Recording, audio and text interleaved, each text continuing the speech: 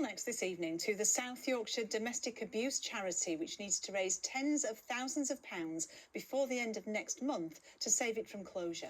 Vida Sheffield has provided a lifeline to those in need for 3 decades and now offers a specialist therapeutic service for women recovering from trauma caused by domestic abuse. Their service is free and always oversubscribed, as Lisa Adlam reports.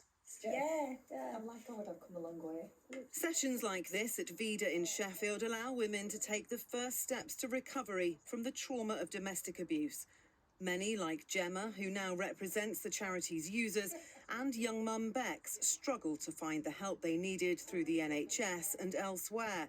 The free therapy provided here has enabled them to tackle a debilitating cycle of PTSD, anxiety and depression. A lot of services in the NHS are not trauma-informed and they are not accessible for people with PTSD. I wouldn't have been able to get myself out of that hole. So if it wasn't for Vida, I would still be in those vicious cycles and struggling with all this trauma and stuff like that. The service is just phenomenal. It really saved me. It came at the right time. And I was pretty much straight into the service and got that support straight away, which really I needed at that time. So it's just been a life-changing process finding Vida.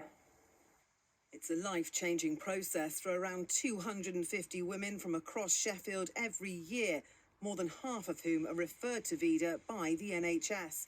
But now the charity's future is at risk.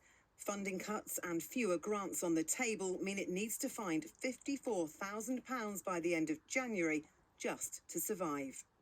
We've just found ourselves, sadly, in a crisis situation now where we have to take action, let our service users know that we're winding up our services at the end of January 2024.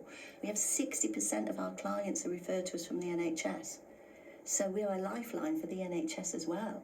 If we're not here, then where do those women go? Where do those women and girls go? They're going to go back to the NHS. It's such a false economy to stop a charity like this after without really thinking about truly what you're losing after all of those years of support, expertise, networks that have been built up. So anything that we can do, we need to do to support these charities.